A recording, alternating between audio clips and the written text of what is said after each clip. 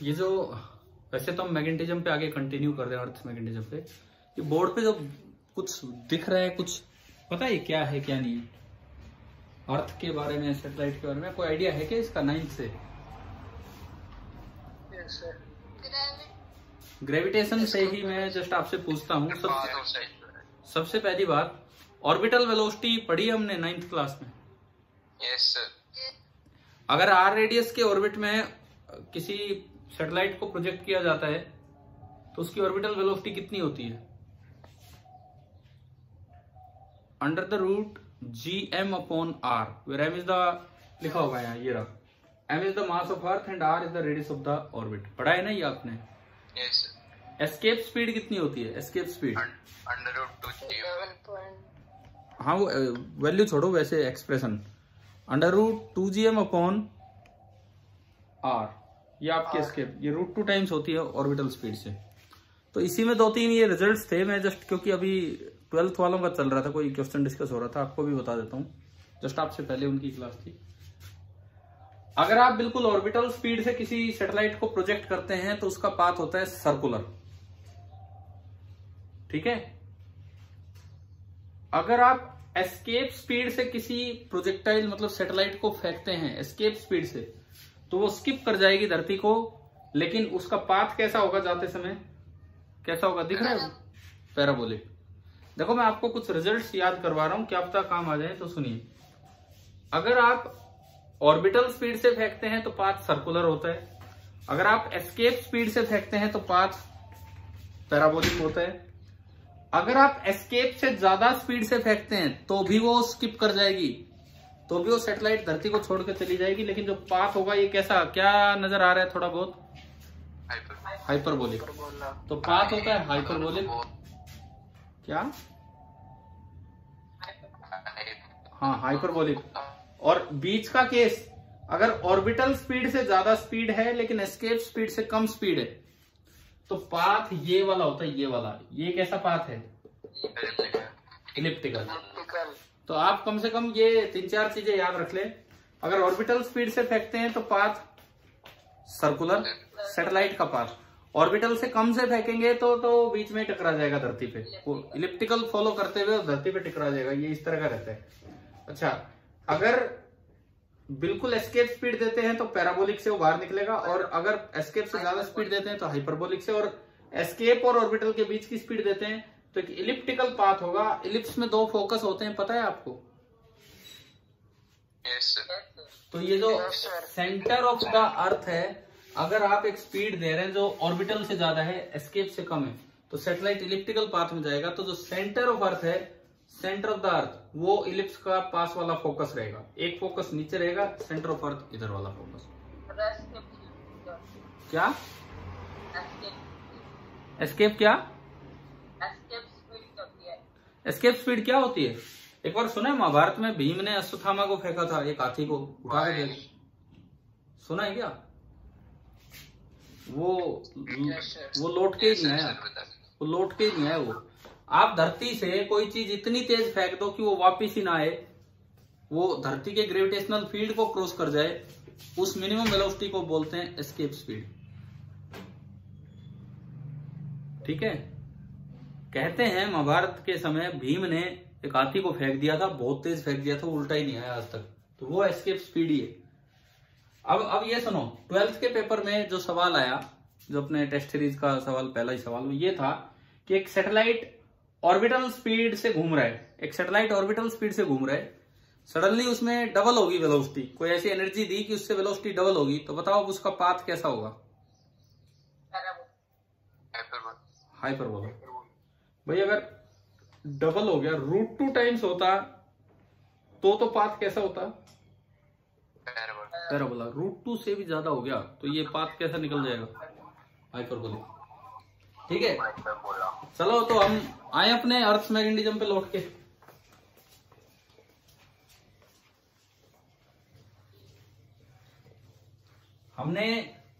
मैंने आपके लिए 2-3 लेक्चर आज डाले थे शायद, कोई नहीं, आपको जब समय मिले आधे घंटे के लेक्चर होंगे वो, और उनमें कुछ चीजें वो होंगी जो पढ़ा दी। मैं अर्थ मैग्नेटिज्म पे एक और लेक्चर ले रहा हूँ आज का, इसमें वो बातें भी होंगी जो उन लेक्चर्स में आई होंगी, वो लास्ट ईयर के रिकॉर्डेड लेक्चर्स हैं। लेकिन ये तो आप ढंग से अटेंड करो। बट मैं ये कहूंगा एक बार अगर टाइम लगे तो आधे आधे घंटे के 3 लेक्चर थोड़ा फास्ट करके देख लेना, डबल स्पीड करके देख लेना, कुछ नया मिले। हो सकता है उसमें एक दो बातें नहीं हो, जैसे रीजन क्या है और इस तरह से। कर लोगे अटेंड वो भी? ठीक है, पहले अपना ये अटेंड करते हैं। तो कल हमने अर्थ मैग्नेटिज्म में बहुत सी चीजें पढ़ी, खासकर ये dip, inclination, declination, magnetic element समझ आ गए आप सभी को? ठीक है, अब आज हम थोड़ा डिप मेजरमेंट की तरफ चलेंगे, देखते हैं, वो भी एक अच्छे टॉपिक हैं, समझते हैं उनको क्या है क्या नहीं। मैं एक इंक डाल देता हूं बस, उसके बाद हम स्टार्ट कर रहे हैं।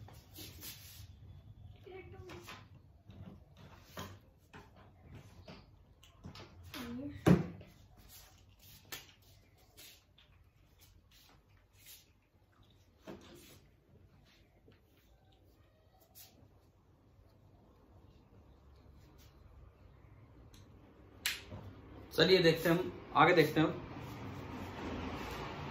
अर्थ मैग्नेटिज्म में कल एक वर्ड हमने यूज किया था, डिप सर्कल। याद है क्या? डिप सर्कल एक वर्ड आया था। डिप सर्कल का काम होता है डिप एंगल मेजर करना, वो हमारा काम है। तो इसमें देखो, इसमें क्या होता है, ए मैग्नेटिक निडल, निडल मतलब एक मैग्नेटी है, a magnetic needle which can move vertically। Dip circle का मतलब है a magnetic needle which can move vertically. एक इस तरह का कुछ होगा कि एक ऐसी अरेंजमेंट होगी कि उसमें एक निडल होगी जो वर्टिकली मूव कर पाए, इस तरह की अरेंजमेंट होगी। देखिए, और किधर जाएगी वो? Points along the direction of B, magnetic field की जो डायरेक्शन होगी इन दैट प्लेन, उस प्लेन में मैग्नेटिक फील्ड की जो डायरेक्शन होगी उस तरफ ये निडल जाएगी। अब मान लो पहला केस, सपोज मतलब डिप के मेजरमेंट के काम आती है, used in measuring delta. Dip या इंक्लिनेशन मेजर करने के काम आती है। अपने जिस साइड हमें उधर डिप रहता है तो इसलिए इसको डिप सर्कल बोल रहे हैं। देखो पहला केस, मान लो dip circle placed in magnetic meridian. सबसे पहला केस मेरा है कि मैंने डिप सर्कल रख दिया मैग्नेटिक मेरिडियन में। मैग्नेटिक मेरिडियन कैसे पता लगता है? कल बताया था मैग्नेटिक मेरिडियन तक पहुंचने का तरीका क्या था। पहले तो नॉर्थ साउथ की तरफ खड़े हो जाओ, नॉर्थ की तरफ मुंह करके। वो कौन सा मेरिडियन था? Geographic meridian. जियोग्राफिक मेरिडियन से अगर 10 डिग्री ईस्ट जाना है तो ईस्ट की तरफ जो वर्टिकल प्लेन मिलेगा वो आपका हो जाएगा मैग्नेटिक मेरिडियन। ठीक है, ये था आपका मैग्नेटिक मेरिडियन। मान लो आपको मैग्नेटिक मेरिडियन पता है कि वहां कहां है। Suppose this is the magnetic meridian, उस जगह का ये मैग्नेटिक मेरिडियन है, जहां भी आप हो वहां का ये मैग्नेटिक मेरिडियन है। ये इसके अंदर हॉरिजॉन्टल लाइन है कि वर्टिकल लाइन है मैग्नेटिक मेरिडियन में?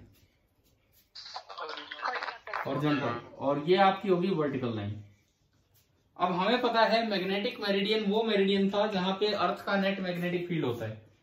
तो सपोज अर्थ का जो मैग्नेटिक फील्ड है वो इस डायरेक्शन में है, इस लोकेशन पे अर्थ का बी इस डायरेक्शन में है। तो आपने बी के 2 टुकड़े किए, ये वाला कंपोनेंट क्या होगा? बी एच, और ये वाला कंपोनेंट क्या होगा? B V. एक बी एच और एक बी वी। अब अगर मैं यहां कोई डिप सर्कल रखूं, यहां अगर मैं कोई डिप सर्कल रखता हूं, उसमें एक मैग्नेटिक निडल होती है जो केवल हॉरिजॉन्टली नहीं वर्टिकली टर्न कर सकती है। तो आपको पता होगा एक मैग्नेट स्टेबल इक्विलिब्रियम में इस तरह से जाता है कि उसका मैग्नेटिक मोमेंट और बी दोनों सेम डायरेक्शन में हो जाते हैं। पढ़ा ही हमने, टॉर्क जीरो हो जाता है वहां। स्टेबल इक्विलिब्रियम में एम और बी दोनों सेम डायरेक्शन में हो जाते हैं, या पी और बी दोनों सेम डायरेक्शन में हो जाते हैं और टॉर्क जीरो हो जाता है। पता है कि नहीं पता है? बताओ, ये पीछे आया हो तो एक हम। ठीक है, तो इसका जो मैग्नेट है ना, इसका जो मैग्नेट है वो इस तरह से हो जाएगा।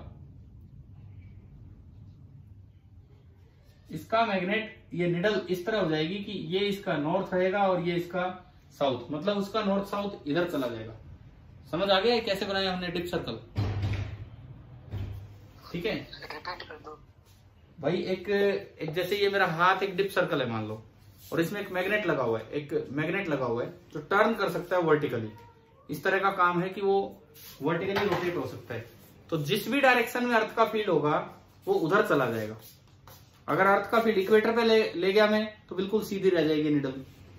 अगर मैं नॉर्थ पोल पे ले गया, मतलब नॉर्थ कनाडा में ले गया सॉरी, तो ये नीचे की तरफ हो जाएगा। साउथ कनाडा में ले गया तो ये ऊपर की तरफ हो जाएगा। साउथ कनाडा में ले गया तो ये ऊपर की तरफ हो जाएगा। और बीच में कहीं है डिप वाली साइड, तो जितना डिप होगा उतना ही दिखा देगा मैग्नेटिक मेरिडियन में, क्योंकि पी और बी दोनों सेम डायरेक्शन में हो जाते हैं। पी मतलब वो मैग्नेटिक डाइपोल मोमेंट जो हम डाइपोल का लिखते थे मैग्नेट का, या उसे एम भी बोल सकते हैं, तब जाके वो टॉर्क जीरो होता है। क्योंकि टॉर्क का फॉर्मूला था M B sine theta, sine 0 0। क्या ये समझ आ गया है क्या? ठीक है, अब देखो ये सुनो, ये आपका ट्रू डिप है, ये आपका ट्रू डिप है डेल्टा। क्योंकि आप कौन से प्लेन में बैठे हैं अभी? मैग्नेटिक मेरिडियन में। यही डेल्टा होता है। हम जानते हैं कि टेन डेल्टा कितना हुआ करता था? टेन डेल्टा बीवी अपॉन बी एच, याद है कि नहीं? ठीक है, और इस डेल्टा को हम बोलते थे this delta is true dip. ये जो डेल्टा था ये आपका ट्रू डिप था। This was B V upon B H, इस तरह से। अच्छा, डिप सर्कल कितना नीचे गया? डिप सर्कल इतना नीचे गया ये। तो बताओ क्या डिप सर्कल का ये एंगल और ये एंगल सेम है कि नहीं? भैया डिप लाइन बिल्कुल इधर ही चली गई है। क्या ये और ये एंगल सेम है कि नहीं? Yes sir. यानी कि मैग्नेटिक मेरिडियन में अगर आप रखोगे तो डिप सर्कल, मैग्नेटिक मेरिडियन में अगर आप रखोगे तो dip circle measures true dip delta. पहला तरीका तो ये मेजरमेंट का है कि आपको मैग्नेटिक मेरिडियन पता था और आपने मैग्नेटिक मेरिडियन में ही डिप सर्कल रख दिया, तो वहां से आपने ट्रू डिप मेजर कर ली। आप बताओ, फर्स्ट मेथड समझ आया? डिप सर्कल कैसे यूज करते हैं, क्या है?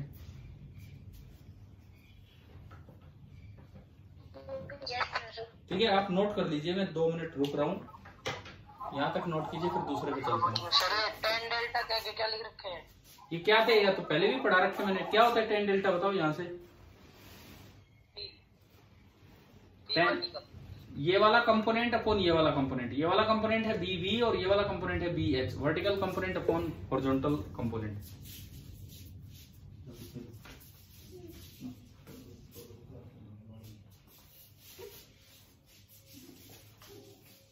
सर हाँ जी सर, आपने नॉर्थ कनाडा में रखा है, ऐसा है नहीं? ना, ये कहा नॉर्थ कनाडा में रखा मैंने अभी?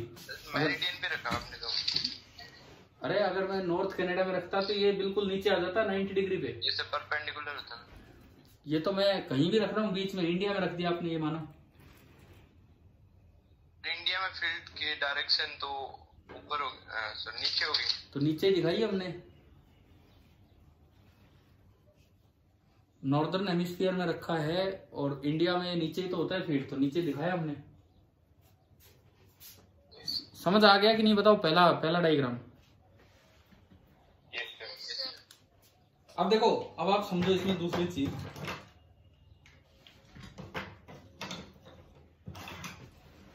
मान लिया मैंने कि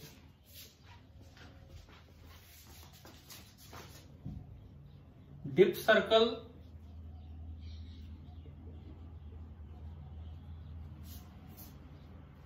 placed in a vertical plane other than magnetic meridian. अब आप ये वाला देखिए, डिप सर्कल को एक दूसरे वर्टिकल प्लेन में रखा गया है मैग्नेटिक मेरिडियन के अलावा।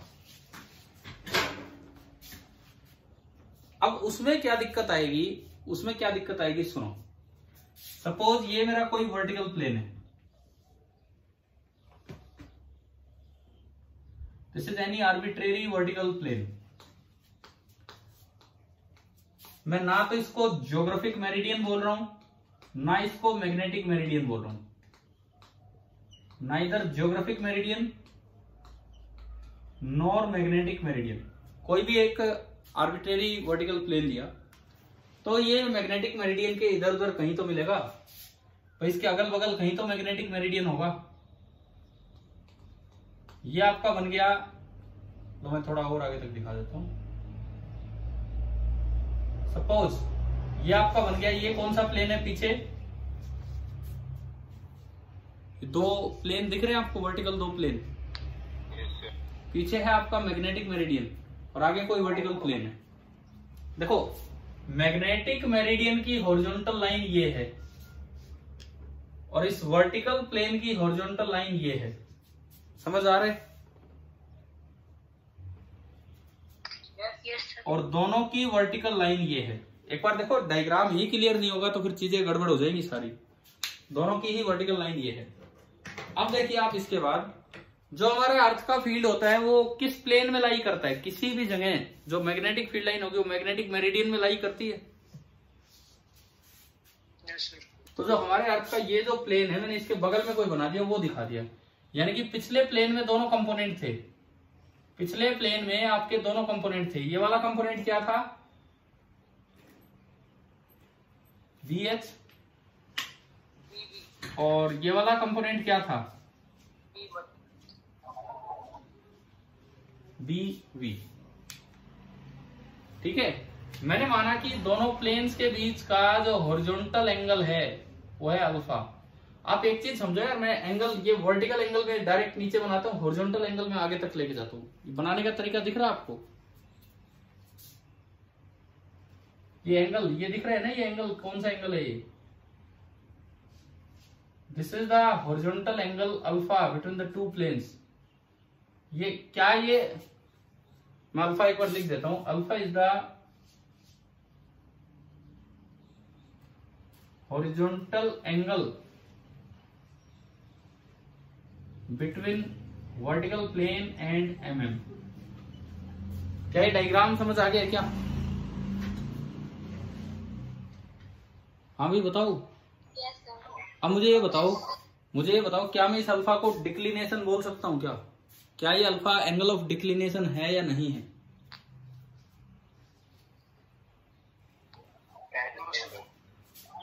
क्या ये अल्फा हमारा एंगल ऑफ डिक्लिनेशन है या नहीं है? बताओ। नो। कब होता है एंगल ऑफ डिक्लिनेशन? जब ये वर्टिकल प्लेन GM होता।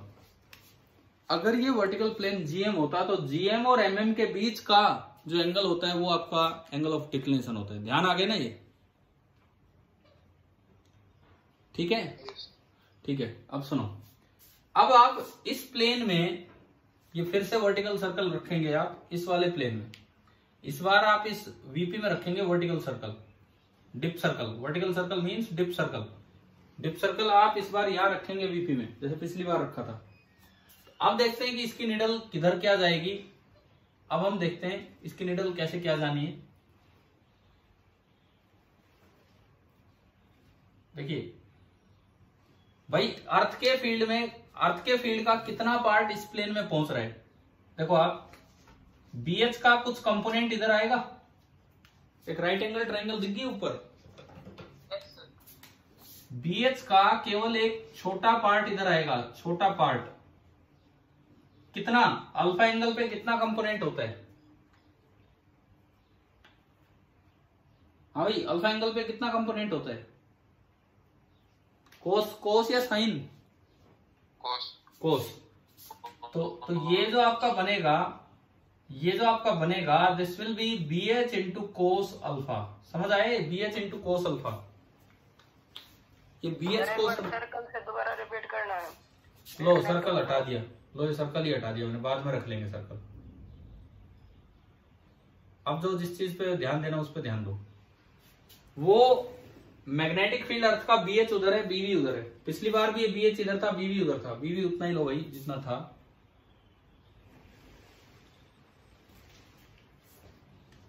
ठीक है, अब सुनो आप, ये BV है, वो BH है। क्या BH पूरा पूरा इस प्लेन में पहुंच रहा है, या BH का एक कंपोनेंट इस प्लेन में पहुंच रहा है, इस वर्टिकल प्लेन में? कंपोनेंट ही पहुंचा है BH cos alpha, and this will be smaller than BH। ये जो है ये BH से छोटा मिलेगा।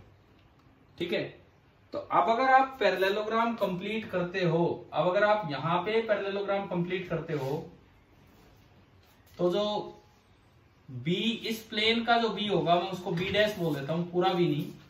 इस प्लेन का जो B है B डैश, वो तो यहां तक आएगा।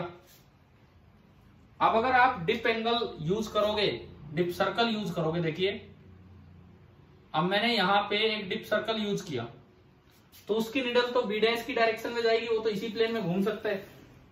तो जो उसकी निडल है, उसकी जो निडल होगी, उसकी जो मैग्नेटिक निडल होगी, वो आपकी जाएगी B डैश की डायरेक्शन में, इस तरह से। ये साउथ, ये नॉर्थ, और वो तो ये एंगल दिखाएगा। ये पिछली बार उसने ये एंगल दिखाया था, इस बार उसने ये एंगल दिखाया। अच्छा, ये एंगल वही है जो ये बाहर है। मैं इस एंगल को डेल्टा डैश बोल देता हूं, डेल्टा डैश। एक बार मुझे ये बताओ, थोड़ा सा दिमाग लगा के देख के, ये जो डेल्टा डैश है, इस डेल्टा डैश को यहां हम बोलते हैं अपेरेंट डिप। डायग्राम समझ ही नहीं आ रहा? अरे यार रुको, डू व्हाट यू कांट, ये जूम ही नहीं हो रहा। मेरी स्क्रीन पे ही नहीं आ रहा पूरा।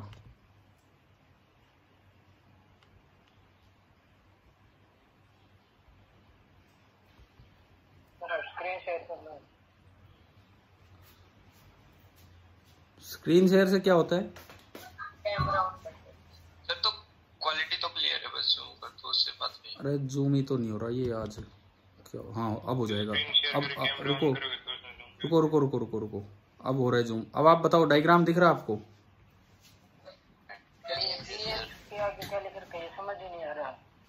तो मैं दोबारा बना के दिखा दूंगा, अभी तो पूरा ये समझाते हुए ही तो बनाया है। ये लो डायग्राम मैंने आपको डायग्राम में समझाते हुए तो बना रहा हूँ, फिर दोबारा समझ लो आप,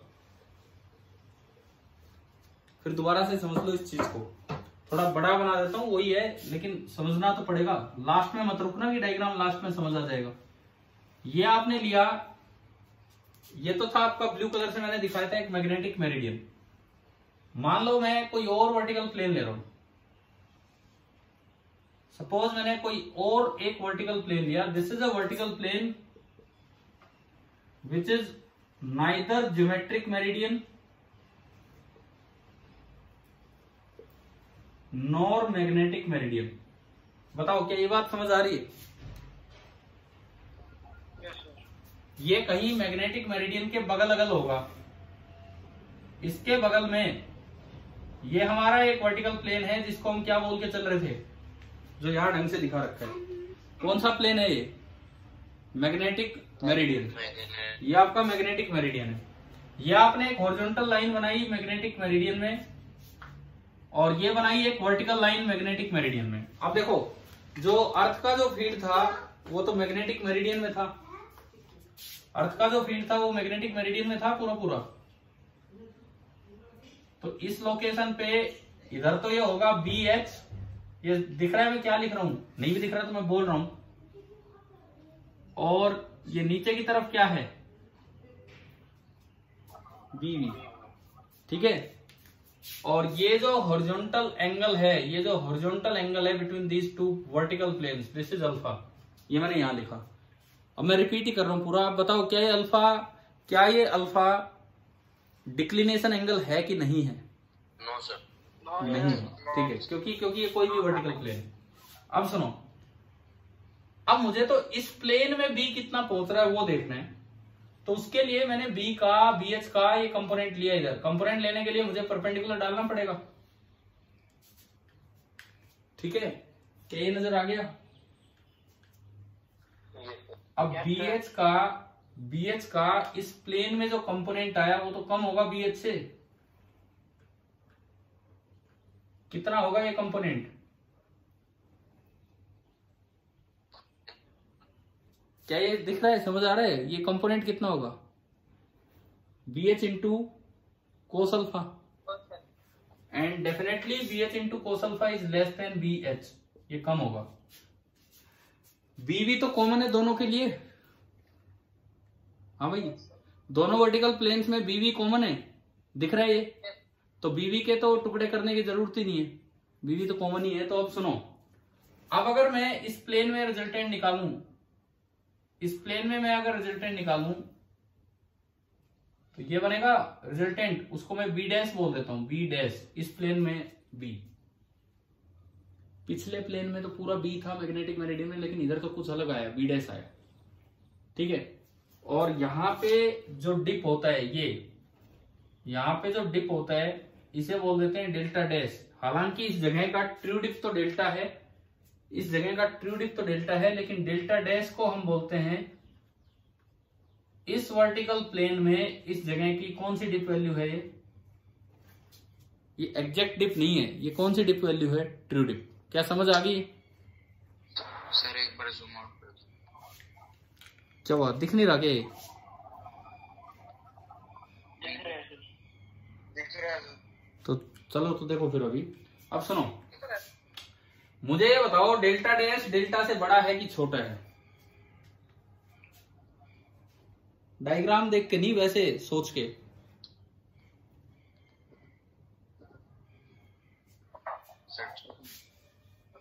बताओ भाई, सोच समझ के बताओ। डेल्टा डैश डेल्टा से बड़ा होना चाहिए कि छोटा होना चाहिए?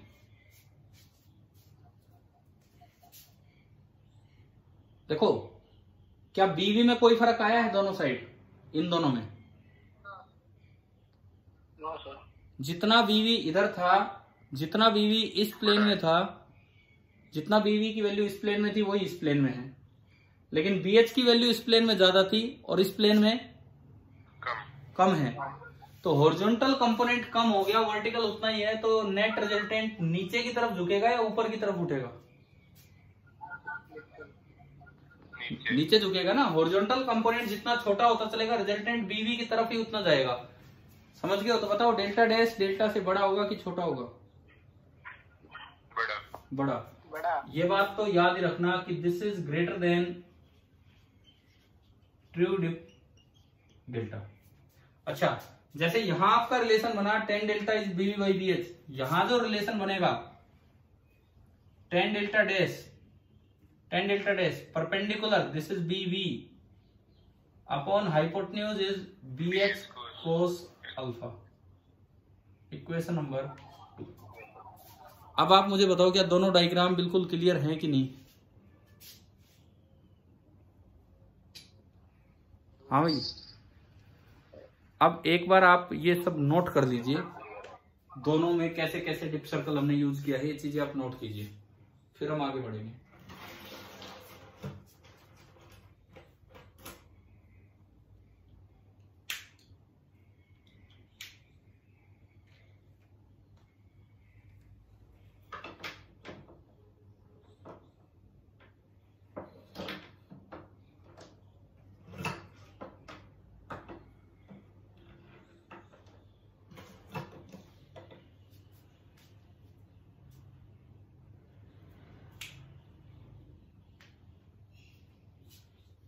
इसके बाद हम एक रिलेशन निकालेंगे,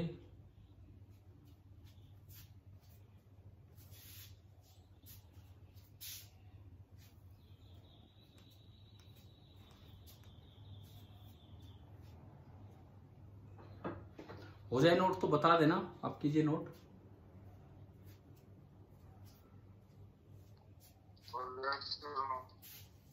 हो गया, सभी का हो गया?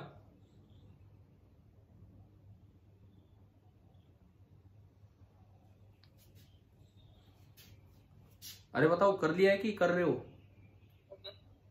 हो गया, हो गया सर। ठीक है। अब देखिए, अब हमें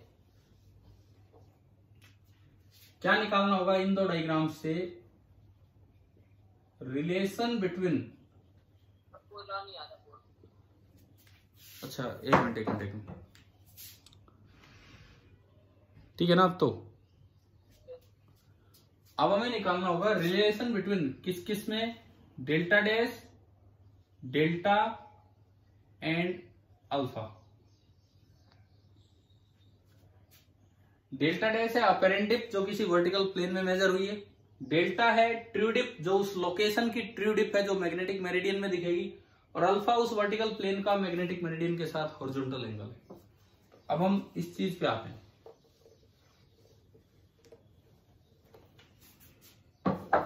देखो रिलेशन हमें याद होना चाहिए, पहले मैं रिलेशन ही लिख दूं, cot delta dash that is equal to cot delta into cos alpha.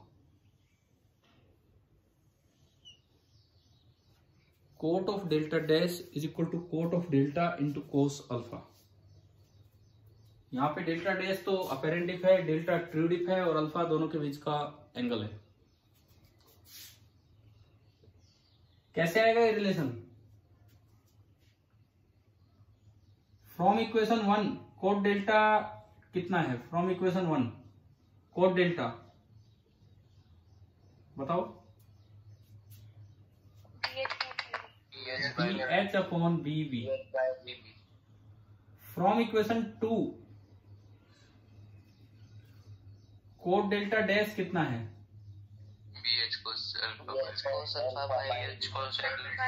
BH by BB into cos alpha आ गया। और इस BH बाई BB की जगह आप क्या लिख सकते हो, कोट डेल्टा। इसको यहां पुट कर दीजिए तो आपका रिलेशन आ गया cot of delta dash cot of true dip into cos of alpha.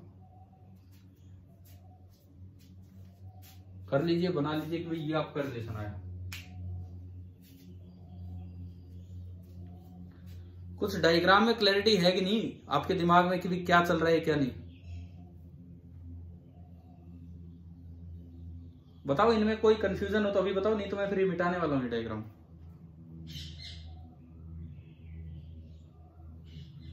हाँ भाई, इस डायग्राम में किसी बच्चे को कुछ पूछना हो तो अभी पूछ लो, नहीं फिर मैं ये हटा रहा हूं। चलो एक सवाल लेते हैं, एक क्वेश्चन लेते हैं इसी चीज पे कि डिप सर्कल से डिप मेजर किया तो कैसे ट्रू डिप निकालें। क्वेश्चन ये है, a dip circle measures dip angle to be 45 degree in a vertical plane at an angle of 60 degree to mm at a place. Find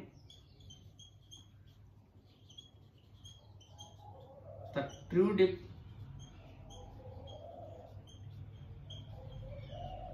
at that place. कीजिए इसको।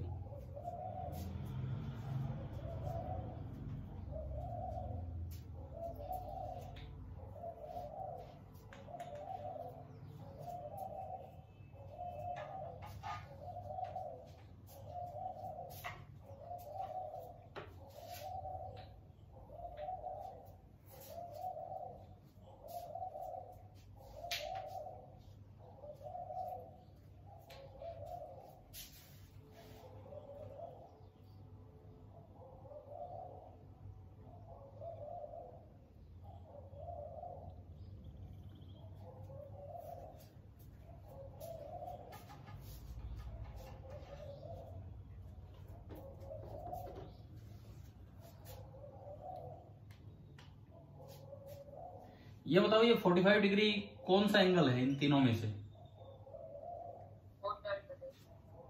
Coat क्यों बोल रहे हो? इन तीनों में से ये अपेरेंट डिप है कि जो ये मेजर हुआ दिस इज 45 डिग्री, और ये 60 डिग्री कौन सा एंगल है? अल्फा। ये अल्फा आपका है 60 डिग्री, और आपको निकालना क्या है? True dip. तो ये सवाल समझ आ गया, इसी फॉर्मूले पे है।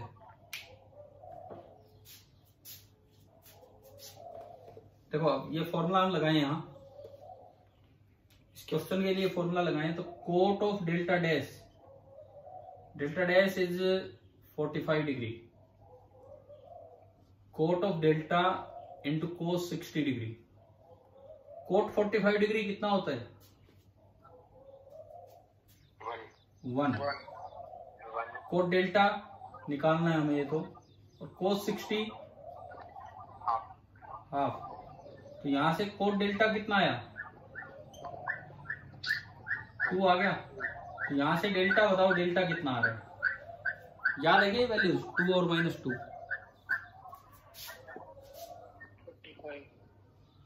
कोट डेल्टा 2 है तो tan डेल्टा आपका हो गया 1/2। तो डेल्टा कितना होता है बताइए? बैकग्राउंड वॉइस आ रही है, कुछ सुनाई नहीं दे रहा।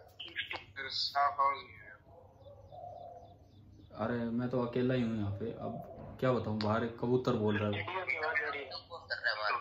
अरे बाहर किसी बच्चे की बैकग्राउंड साउंड आ रहा है। कौन है? बच्चा नहीं है भाई, कोई पक्षी है बाहर, उनको तो मैं क्या कहूँ। बाकी आपको मेरी आवाज तो सुन ही रही होगी। लो भाई गेट बंद कर देता हूँ।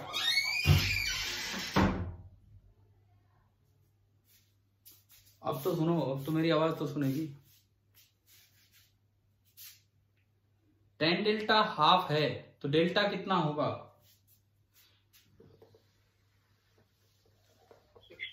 60 नहीं। देखिए हमें कुछ tan थीटा की कुछ वैल्यूज याद कर लेनी चाहिए। tan 0 डिग्री कितना होता है बताओ? 0। उसके बाद tan 27 डिग्री कितना होता है? Nearly half. tan 30 डिग्री कितना होता है? 1/√3। tan 37 डिग्री कितना होता है?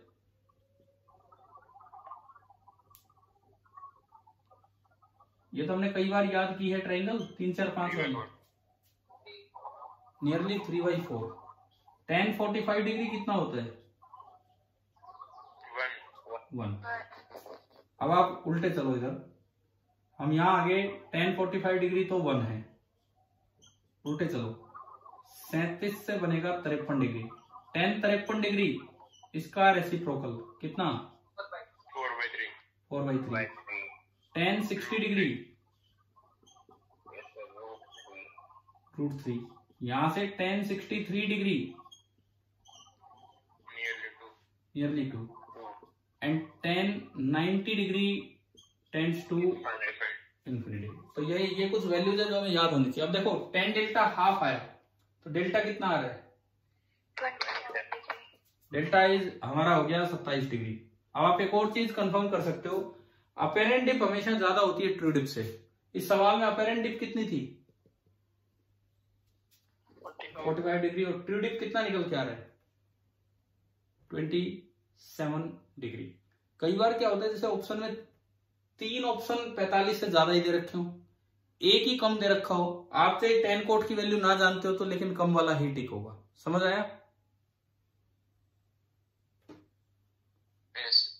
ठीक है, कई बार इस तरह से भी सवाल हो जाते हैं।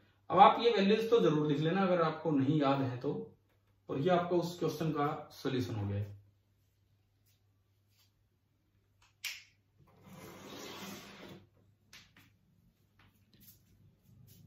हो गए नोट?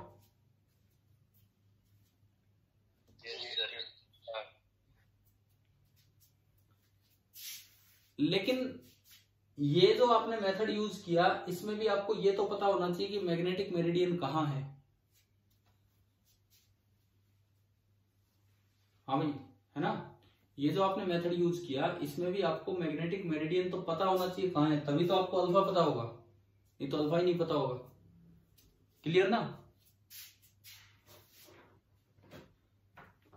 ठीक है, तो ऐसे में इस तरह के केस में अगर मान लो कभी यूं आ जाए कि मैग्नेटिक मेरिडियन ही अननोन है कहाँ है, तो कैसे करें, मतलब अल्फा ही नहीं पता हो तो कैसे हम डिप निकालें। अगला काम हम क्या कर रहे हैं समझ आ गया है आपको, कि अगर मुझे मैग्नेटिक मेरिडियन का ही आइडिया ना हो, अल्फा का ही आइडिया ना हो, तो डिप कैसे निकलेगी। अब हम उस पर चलते हैं, मिटा दो ये सारा बोर्ड जो भी था इस पे। यस ठीक है,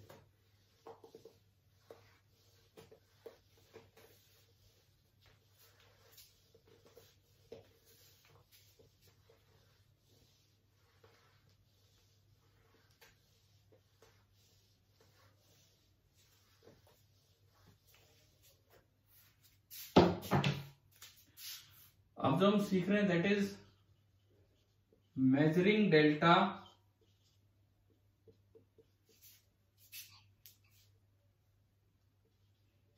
ट्रू डिप हम मेजर कर रहे होंगे विदाउट हैविंग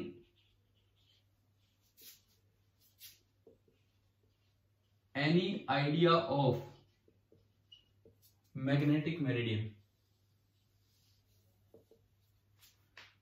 मैग्नेटिक मेरिडियन के बारे में आपको कुछ नहीं पता है कहाँ है कहाँ नहीं, और फिर मैं किसी लोकेशन पे ट्रू डिप कैसे मेजर करूं, अब हम ये सीख रहे हैं।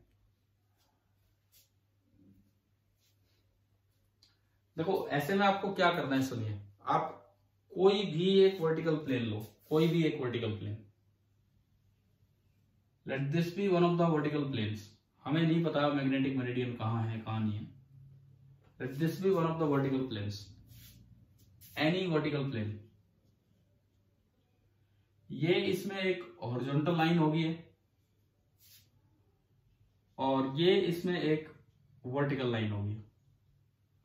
आप डिप सर्कल रख के इसमें अपरेंट डिप मेजर कर लेंगे। ठीक है, मान लीजिए इस VP1 में डेल्टा 1 निकल के आई अपरेंट डिप। हमें बताओ पहला काम आया आपको समझ? अरे क्लियर है ना।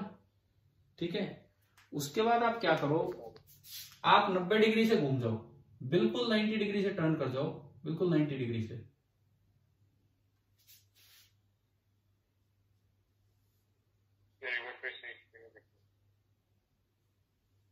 अब क्या हो गया,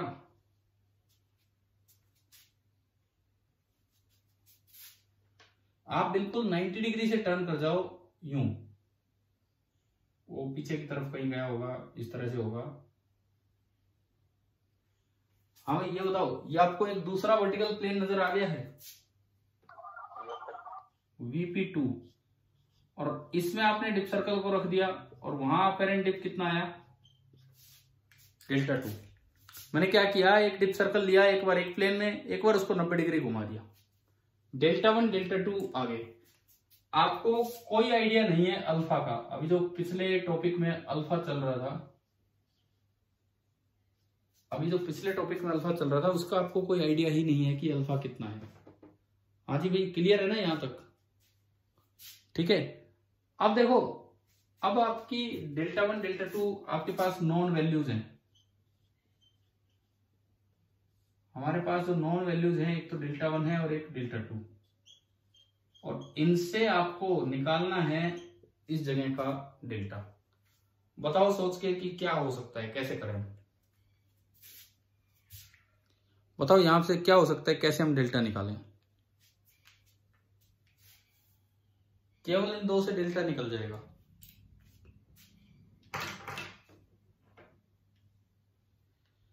देखिए बीच में कहीं तो प्लेन होगा, वर्टिकल प्लेन, कौन सा, मैग्नेटिक मेरिडियन, कहीं तो होगा इनके बीच में एक मैग्नेटिक मेरिडियन, इधर इधर किसी साइड से, समझ रहे हो? हमें नहीं पता कहां है, मैंने मान लिया late this be the magnetic meridian.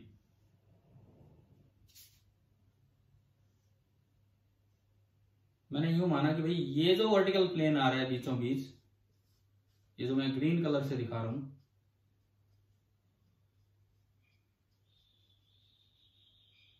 ये जो आपका वर्टिकल प्लेन गया, late this be the magnetic meridian.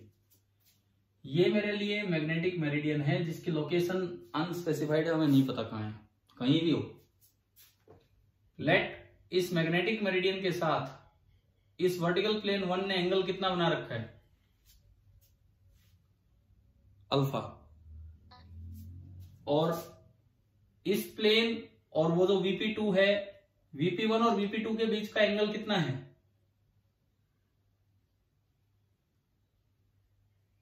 बताओ, 90 डिग्री। VP1 और VP2 के बीच का एंगल है 90 डिग्री। आपने किया क्या था, आपने ये किया था सबसे पहले, first step, measure delta 1 in any VP1। अच्छा, अगर आपने डेल्टा 1 मेजर कर लिया और ट्रू डिप उस जगह का डेल्टा है, तो क्या मैं ये रिलेशन लगा सकता हूं, cot delta 1 is equal to cot delta into cos alpha, अगर ये एंगल है तो। यस अल्फा मेरे लिए अननोन है, कोई बात नहीं, मैंने वैसे एज्यूम किया। समझ आ गया है ना ये। Second, now turn the dip circle horizontally, उसको हॉरिजॉन्टली टर्न कीजिए by 90 degree and measure delta 2 in VP2। वहां पे डेल्टा 2 आपने मेजर किया। अब आप बताओ क्या रिलेशन बनेगा, cot delta 2 is equal to, बताइए आगे।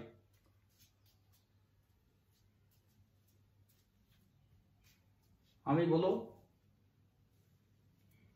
जैसे रिलेशन 1 बनाया था ऐसे ये बोलिए आप।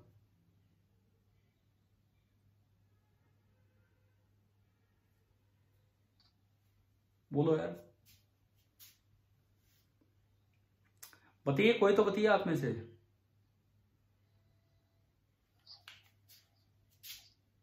Coat delta. हाँ ठीक है, कोट डेल्टा, और आगे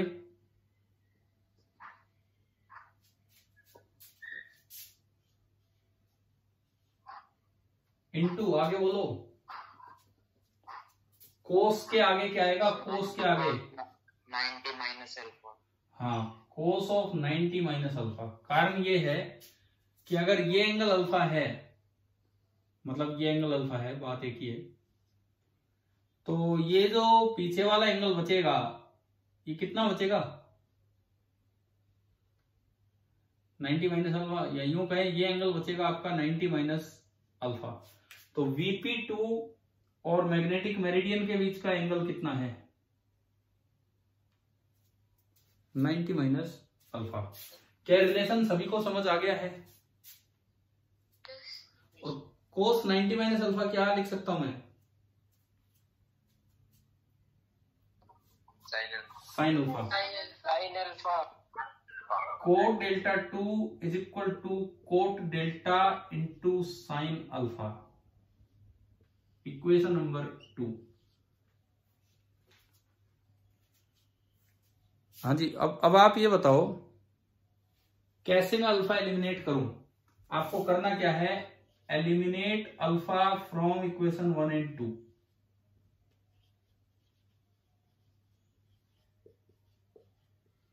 कैसे एलिमिनेट करूं बताइए। सब्ट्रैक्ट कर दो। सब्ट्रैक्ट करने से क्या हो जाएगा, कैसे अल्फा का भागेगा,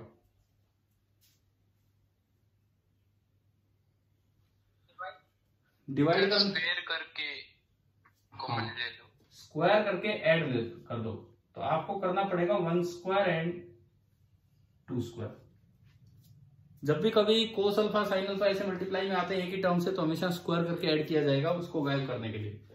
तो ये बना कोट स्क्वायर डेल्टा 1 प्लस इसमें बनेगा cot square delta 2 is equal to, उधर से अगर आप देखते हो तो दोनों में से कोट स्क्वायर डेल्टा कॉमन आया और अंदर क्या बचा, कोस square alpha plus sine square alpha. दिख रहा है ना, समझ तो आया क्या है क्या नहीं। कोस स्क्वायर प्लस साइन स्क्वायर कितना होगा? 1। तो मेरे पास ये रिलेशन आ गया, cot square delta is equal to cot square delta 1 plus cot square delta 2। क्या ये फॉर्मूले की तरह याद हो जाएगा हमें?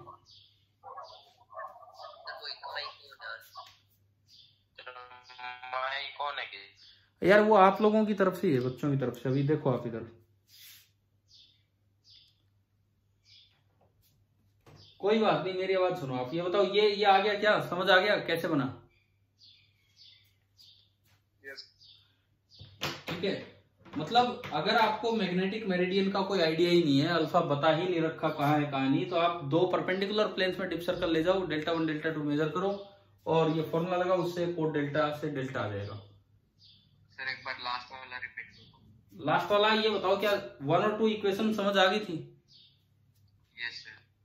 ठीक है, तो इसके बाद आपने क्या किया, अल्फा एलिमिनेट करना है। तो अगर मैं 1 और 2 को स्क्वायर करके ऐड कर दूं तो cot square alpha, cot square delta common आएगा और यहां बचेगा cos square alpha plus sine square alpha. और cos square plus sine square कितना होता है?